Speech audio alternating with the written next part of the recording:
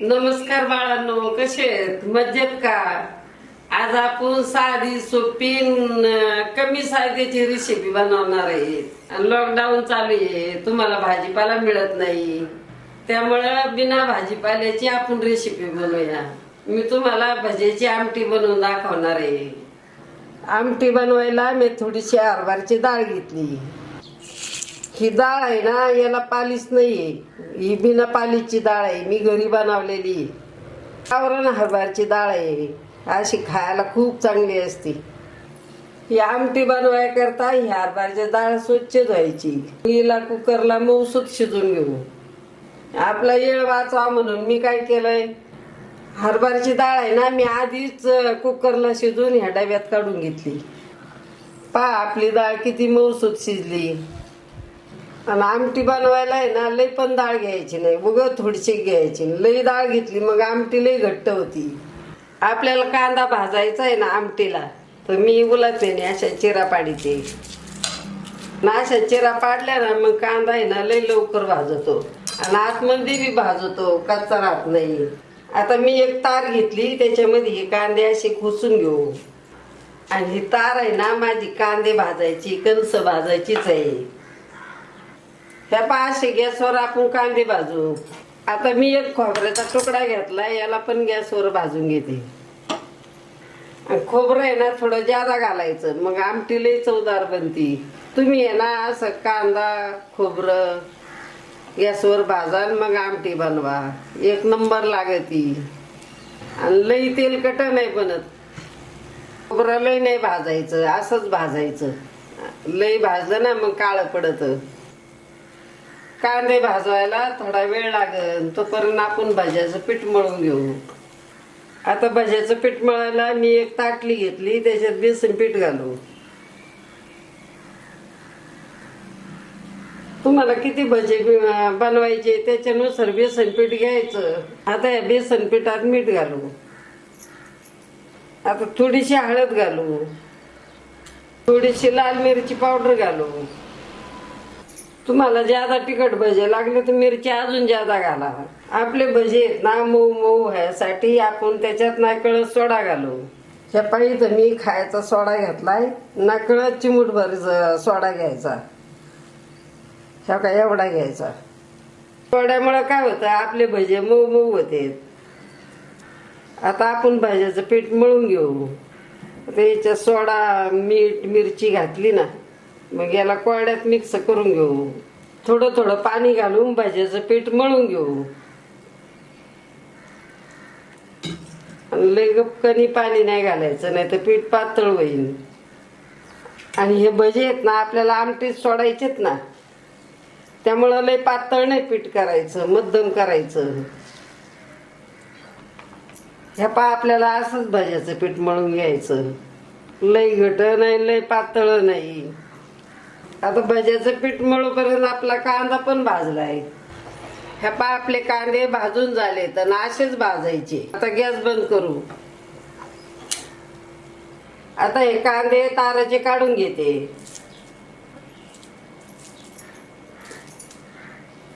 हे मी भाजलेलं खोबरं आहे ना असं बारीक बारीक कापून घेतलं, का ते या मिक्सरला बारीक होण्याकरता. सुरुवातीला आपण खोबरं वाटून घेऊ. खोबरं असं बारीक केलं ना मग मिक्सरला पटकनी बारीक होतं. ह्या असंच खोबरं बारीक करून घ्यायचं. आता हे कांदे आहेत ना भाजलेले गार झाले, तर आता यांना मिक्सरच्या भांड्यात घालू. काही जण ना ह्या कांद्याचं वरचं काळं काळं काढीत आहेत, पण आम्ही नाही काढीत. 6-7 मी लसणाच्या पाकळ्या घेतल्या, त्या पण या मिक्सरच्या भांड्यात घालू. आमटीत घालायला मी मसाले घेतलेत, कोणचे कोणचे घेतलेत दाखवते तुम्हाला. त्याआधी थोडंसं मीठ घेतलंय. आता हे कडाला आहे ना 1 चमचा मी काळा मसाला घेतलाय. आणि इथं आहे ना 1.5 चमचा मी कांदा लसूण मसाला घेतलाय. मला मसाला देते ना, काळा मसाला कांदा लसूण मसाला, तेच मसाले येते. आता सगळे मसाले या वाटणात घालू. आता थोडीशी कोथिंबीर घालू.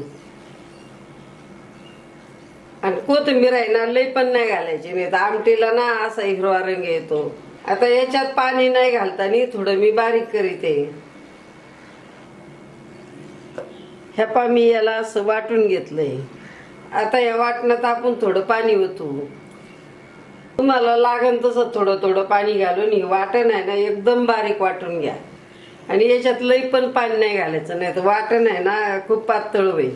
मग आपण त्या आमटीचा मसाला कढईत परतितो ना, मग हे वाटणाचे शितोडे सारे कढईच्या बाहेर उडते. आता याला बारीक वाटू. आता आपलं आमटीचं वाटण वाटून झालंय. असंच ही वाटण बारीक वाटून घ्यायचं. मी याच्यात कमी पाणी घातलंय आणि घट वाटून घेतलंय. आपण ही वाटण ताटलीत काढून घेऊ, कारण आपल्याला डाळ पण वाटायची नाही ह्या भांड्यात. आणि असा घट्ट गोळा वाटायचा. आता ही डाळ या मिक्सरच्या भांड्यात घालू.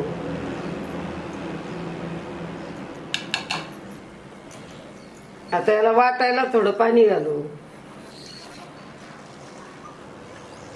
आता हिला पण बारीक वाटून घेऊ. पहा आपल्याला अशी डाळ बारीक वाटून घ्यायची. आता याच्यात पण मी लई पाणी नाही घातलेलं. बाळांनो, आपला काळा मसाला आहे, तरीची लाल मिरची पावडर आहे. आता आपण कांदा लसूण मसाला आणलाय, सोलापुरी शेंगदाणा चटणी पण आणली. माझा हे कांदा लसूण मसाला आहे ना घाई गडबडीला खूप उपयोगी आहे. आणि हे मसाला आहे ना झटपट घालून तुम्ही फटाफट कोणची भाजी बनवू शकता. या मसाल्याने भाज्या खूप चवदार बनतात. सोलापुरी शेंगदाणी चटणी आहे ना खूप चवदार आहे खायला. मला हे मसाले व शेंगदाण्याची चटणी घ्यायची असेल ना, ती या नंबरवर व्हॉट्सअप करा. आतापर्यंत आहे ना लय बाळांनी घेतले, त्यांना खूप आवडले. तुम्ही बी घ्या, तुम्हाला पण आवडतील. तुम्हाला माझे मसाले व सोलापुरी शेंगदाणा चटणी कशी वाटली हे आजीबाईला नक्की नक्की सांगा. भजे तळायला मी कढईत तेल गरम करायला ठेवले. तेल पण कडक गरम झालंय. चला आपण भजे तळायला सुरुवात करू. आणि आमटीत टाकायला आहे ना असे बारीक बारीकच भजे बनवायचे. चला आता यांना हलवून घेऊ. पाहिलं तुम्ही भजेची आमटी बनवायला काही भाजीपाला किंवा असं बाहेरचं साहित्य लागत का? आपली घरातल्या साहित्यात भजेची आमटी बनती. चला आता बोलता बोलता आपले भजे बी चांगले तळले. चला आता या भज्यांना तेलने तळून काढून घेऊ. आधी पण मी ताटलीत भजे तळून घेतले. ह्या आपले भजे तयार आहेत. मी भजे तळलेल्याच कढईमध्ये आमटी करणार आहे. तर कढईमध्ये एक पडी तेल शिल्लक आहे. बाकीचं तेल मी किटलीत काढून घेतलं. तेल गरम झालंय, याच्यात 2 चिमूट हिंग घालू. आता कढीपत्ता घालू. आता ही ताटलीतलं वाटण घालू.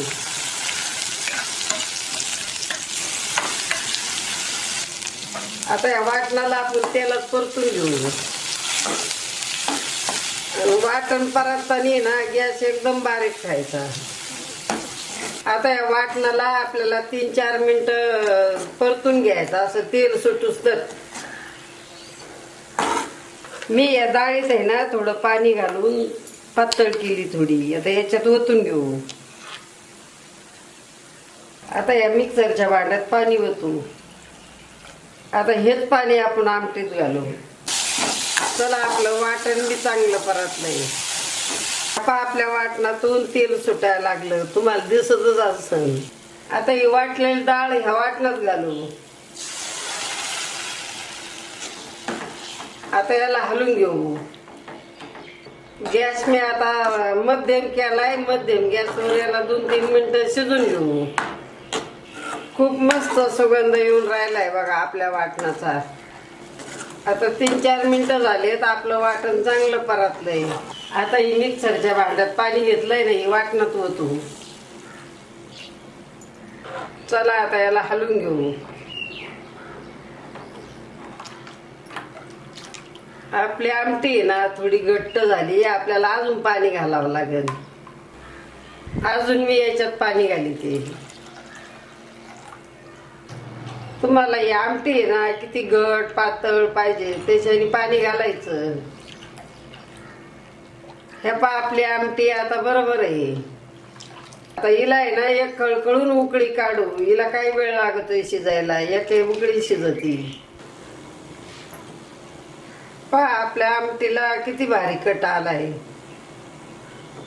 आता छान उकळी आली आपल्या आमटीला. आता 1 मिनिटभर अशी ठेवू, मग शिजली आपली आमटी. आता 1 मिनिट झालाय, आपली आमटी छान शिजली आणि मस्त सुगंध येऊन राहिलाय आपल्या आमटीचा.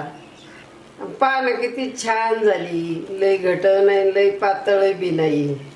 तुम्ही ना या आमटीमध्ये भाकर चपाती भाताबरोबर पण खा, त्याच्या संग लिंबू कांदा, मग तर काही विचारायलाच नको. मला ही आमटी आहे ना भाकरी चुरून खायला लई आवडती.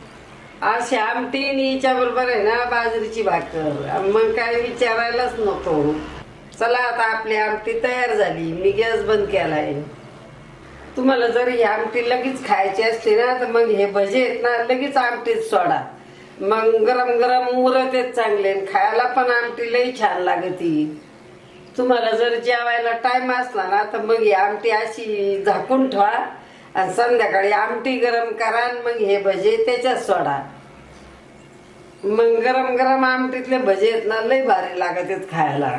आम्हाला ही आमटी लगेच खायची ना, मग ही गरम गरम आमटीत हे भजे सोडीते. आता जसे जसे भजे आमटीत मुरत आहेत ना मग तसे तसे छान फुगत आहेत. मग बाळांनो, आवडली ना तुम्हाला आजीबाईची भज्याची आमटी? आता मी याच्या बरोबर बाजरीची भाकर केली, थोडा भात पण केलाय. आता जेवतो आम्ही. आता या आमटीवर थोडी कोथिंबीर घालू. पहा किती भारी आपली आमटी दिसून राहिली. चला मी तुम्हाला थोडी आमटी खाऊन दाखवते. काय सांगू बाळांनो, इतकी भारी आमटी झाली ना, अशी झणझणीत लई छान आमटी झाली. तोंडाला चवच आली माझ्या आणि एकच नंबर झाली.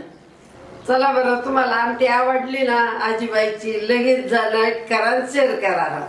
चॅनलला माझ्या सबस्क्राईब केलं नसेल ना तर पटकनी सबस्क्राईब करा बरं. हो, घंटी दाबायला विसरू नका बरं का. हसा खेळा, खूप खूप मजा करा. आणि आजीबाईची भज्याची आमटी ना बनवून खा, ती पण लॉकडाऊन मध्ये. चला आता भेटू पुढच्या रेसिपीला.